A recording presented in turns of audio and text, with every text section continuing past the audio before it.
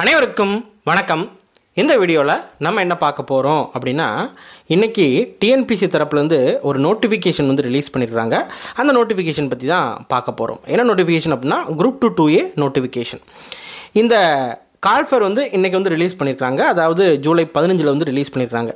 இதுக்கு last date apply பண்ணுறதுக்கு last date எப்போ அப்படின்னு கேட்டால் 13/8/2025 வரைக்கும் நம்ம வந்து அப்ளை வந்து பண்ணிக்கலாம். அதே மாதிரி நீங்கள் அப்ளிகேஷனில் ஏதாவது மிஸ்டேக் பண்ணிட்டீங்க அப்படின்னா 18/8/2025 20/8/2025 வரைக்கும் நீங்கள் வந்து மிஸ்டேக்கை கரெக்ட் பண்ணிக்கலாம். எக்ஸாம், அதாவது குரூப் 2A ப்ரிலிமினரி எக்ஸாம் எப்போ நடக்குது அப்படின்னு கேட்டால் 28/9/2025 வந்து நடக்குது. ஓகேவா? சரி, அதுக்கப்புறம் மெயின்ஸ் வந்து பார்த்திங்க அப்படின்னா ரிசல்ட் வந்து ஒன்ஸ் ரிசல்ட் வந்து கொடுத்ததுக்கப்புறம் தான் மெயின்ஸுக்குரிய டேட் வந்து அனௌன்ஸ் பண்ணுவோம் அப்படின்னு சொல்லி கொடுத்துருக்குறாங்க. ஓகே, என்னென்ன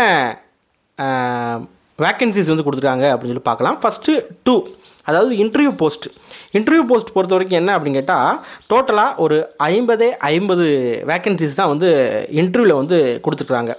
என்னென்ன அப்படின்னு கேட்டால், ஃபஸ்ட்டு தொழிலாளர் நலத்துறையில் உதவி ஆய்வாளர் போஸ்டிங்கு 6 வேக்கன்சிஸ் வந்து விட்டுருக்குறாங்க. அதே மாதிரி இளநிலை வேலைவாய்ப்பு அலுவலர், இளநிலை வேலைவாய்ப்பு அலுவலர் மாற்றுத்திறனாளி, இதிலலாம் ஒன்று வந்து விட்டுருக்காங்க. நன்னடத்தை அலுவலரில் 2, நன்னடத்தை அலுவலரில் 3, அடுத்து சார் பதிவாளர் இது வந்து ஒரு 6 போஸ்டிங் வந்து ரிலீஸ் பண்ணியிருக்காங்க. ஓகேவா? தனிப்பிரிவு உதவியாளர் இதெல்லாம் வந்து சும்மா சொற்பமாக ஒரு 3, 5, 1 இந்த மாதிரி வந்து ரிலீஸ் பண்ணியிருக்காங்க. ஃபாரஸ்டர், ஸோ ஃபாரஸ்டர் பொறுத்த வரைக்கும் 13 வேக்கன்சி. ஃபஸ்ட்டு இதில் டபுள் ஸ்டார் போட்டிருக்கு அப்படின்னா அது வந்து விளையாட்டு வீரர்களுக்கு. ஓகேவா? அடுத்து வனவர், அதே ஃபாரஸ்டர் இது வந்து 9 வேக்கன்சி. இது நார்மலாக எல்லாருமே வந்து நம்ம வந்து போட்டி போடலாம். டோட்டலாக வந்து பார்த்திங்க அப்படின்னா 50 வேக்கன்சிஸ் வந்து ரிலீஸ் பண்ணியிருக்காங்க. இதுக்கு வந்து இந்த 8வது லிஸ்ட் வரைக்கும் தான் உங்களுக்கு வந்து லெவல் 18 சேலரி. ஓகேவா? லெவல் 18 சேலரி இன்டர்வியூ போஸ்ட்டுக்குரிய சேலரி. அடுத்து வந்து பாருங்கள், இந்த உதவிப்பிரிவு அலுவலர் 9வதுலேருந்து லெவல் 16 ரொம்ப இது வந்து இருக்காது, கொஞ்சம் டிஃப்ரென்ஸ் வந்து இருக்கும். சரியா? லெவல் 16 வந்து கொடுத்துருக்குறாங்க. ஓகே, அடுத்ததாக வந்து பாருங்கள் 2A நான் இன்டர்வியூ போஸ்ட் பொறுத்த வரைக்கும் என்ன அப்படின்னா, பால் உற்பத்தி பால்வள மேம்பாடு இதில் வந்து பார்த்திங்க அப்படின்னா 65 வேக்கன்சிஸ் வந்து விட்டுருக்காங்க. முதுநிலை ஆய்வாளர் போஸ்டிங் இது லெவல் இல்லை அப்படின்னா லெவல் 12. அடுத்ததாக உதவி ஆய்வாளர் எதில் அப்படின்னா உள்ளாட்சி நிதி தணிக்கையில் ஒரே ஒரு வேக்கன்சிஸ் வந்து விட்டுருக்காங்க. அடுத்து இந்து சமய அறநிலைத்துறையில் தணிக்கை ஆய்வாளரில் 11 வேக்கன்சிஸ் வந்து விட்டுருக்காங்க. ஸோ சொற்பமாக 1 அப்படிங்கிற மாதிரி வந்து விட்டுருக்காங்க. அடுத்து தமிழ்நாடு அமைச்சு பணியில் வந்து பார்த்திங்க அப்படின்னா உதவியாளர் போஸ்டிங் வந்து விட்டுருக்காங்க. ஓகேவா? இதுக்கெல்லாம் லெவல் 10 தான் உங்களுக்கு வந்து அந்த லெவல் வந்து பார்த்திங்க அப்படின்னா லெவல் 10. ஓகே, அடுத்து முதுநிலை வருவாய் ஆய்வாளர், அதாவது சீனியர் ரெவன்யூ இன்ஸ்பெக்டர் அப்படின்னு சொல்லுவாங்க. ஓகேவா? ஸோ அதில் வந்து பார்த்திங்க அப்படின்னா சொற்பமாக 14 ஒவ்வொரு டிஸ்ட்ரிக்ட்லேயும் இதில் இருக்கிறதுல டிஸ்ட்ரிக்ட் வேகன்சி அப்படின்னா இந்த சீனியர் ரெவன்யூ இன்ஸ்பெக்டர் வந்து சொல்லலாம். அதனால தான் டிஸ்ட்ரிக்ட் வைஸாக வந்து கொடுத்துருக்காங்க. ஓகேவா? அடுத்து உதவியாளர் உணவுப் பொருள் வழங்கல் மற்றும் பாதுகாப்பில் வந்து பார்த்திங்க அப்படின்னா 12 உதவியாளர். அடுத்து கால்நடை பராமரிப்பில் ஒரு 43. இந்த மேலே ஆஷ் வந்து போட்டுருந்துச்சு அப்படின்னா அது வந்து பேக்லாக் வேகன்சி வந்து சொல்லுவாங்க. ஓகேவா? சரி, இவ்வளோ உதவியாளர்கள் சொற்பமாக கொஞ்சம் கொஞ்சமாக வந்து கொடுத்துருக்காங்க. லாஸ்ட்டாக எவ்வளோ வேக்கன்சிஸ் வந்து 2Aல வந்து இருக்குது அப்படின்னு கேட்டால் 595 வேக்கன்சிஸ். ஓகேவா? 595 வேக்கன்சிஸ். இங்கே ஒரு 595 ப்ளஸ் ஒரு 50 இன்டர்வியூ. டோட்டலாக வந்து பார்த்திங்க அப்படின்னா 645 வேக்கன்சிஸ் வந்து ரிலீஸ் பண்ணியிருக்கிறாங்க. இது ரொம்ப கம்மி. இதெல்லாம் அட்லீஸ்ட் ஒரு 1000ஆவது வந்து என்ன பண்ணலாம் அப்படின்னு கேட்டால் வேக்கன்சிஸ் வந்து விடலாம்.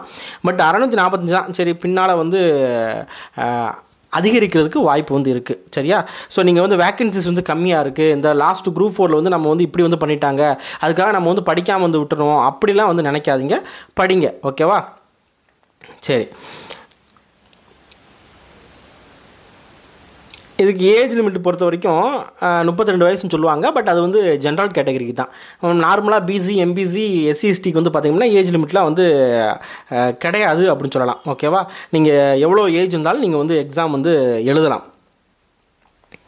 ஓகே, இப்போ இந்த இதுக்கு வந்து பார்த்திங்க அப்படின்னா எக்ஸாம் வந்து எப்படி வந்து எடுப்பாங்க அப்படின்னா ப்ரிலிமினரி, அடுத்து வந்து பார்த்திங்க அப்படின்னா மெயின்ஸு அடுத்து இன்டர்வியூ போஸ்டிங்க்கு இன்டர்வியூ வந்து வைப்பாங்க.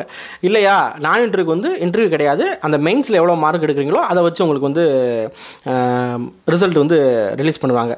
அதே மாதிரி மெஜாரிட்டி வந்து பார்த்திங்க அப்படின்னா இந்த கல்வி தகுதி பொறுத்த வரைக்கும் எனி டிகிரி குவாலிஃபிகேஷன் தான் மெஜாரிட்டி வந்து இருக்குது. இந்த ஃபாரஸ்டருக்கு மட்டும் வந்து பார்த்திங்க அப்படின்னா இன்ஜினியரிங் இல்லைன்னா ஒரு சில டிபார்ட்மெண்ட்ஸ் வந்து கொடுத்துருப்பாங்க. அந்த டிபார்ட்மெண்ட்ஸ் வந்து நீங்கள் வந்து படிச்சிருக்கணும். மற்றபடி மெஜாரிட்டி வந்து பார்த்திங்க அப்படின்னா என்ன அப்படின்னா ஒரு யூஜி இருந்தாலே போதும். சரியா, இந்த ஃபாரஸ்டர் அப்படிங்கிற இதுக்கு மட்டும் இந்த இருக்கு பாருங்கள். இதில் நீங்கள் வந்து என்ன பண்ணியிருக்கணும் அப்படின்னு கேட்டால் டிகிரி வந்து வாங்கியிருக்கணும். ஒன்று இன்ஜினியரிங்கில் எனி டிகிரி ஓகே.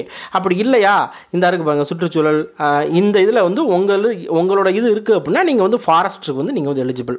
ஃபாரஸ்டருக்கு மட்டும் 3 விதமாக வந்து எடுப்பாங்க. அதாவது ப்ரிலிமினரி, மெயின்ஸு, இன்டர்வியூ, அடுத்து வந்து பார்த்தீங்க அப்படின்னா நடை பயிற்சி அப்படின்னு சொல்லி ஒன்று வந்து இருக்குது. ஓகேவா, அது சேர்த்து வந்து எடுப்பாங்க. ஸோ அப்படிங்கிறப்ப அவங்களுக்கு வந்து எக்ஸ்ட்ராவாக வந்து இருக்கும் இந்த ஃபாரஸ்டருக்கு மட்டும். ஓகே, ஸோ உயரம் இந்த வனவருக்கு வந்து உயரம் வந்து கொடுத்துருக்காங்க. பட்டியல் பழங்குடியினர் தவிர ஆண்களுக்கு வந்து 163, பெண் மற்றும் திருநங்கைக்கு 150. சரியா, பட்டியல் பழங்குடியினராக இருக்காங்க அப்படின்னா 152, 145. அதுமாதிரி மார்பு நிலை வந்து கண்டிப்பாக வந்து 79 சென்டிமீட்டர் வந்து பசங்களுக்கு வந்து இருக்கணும். சரியா, பெண்களுக்கும் 74 சென்டிமீட்டர் வந்து இருக்கணும். சரியா, ஓகே.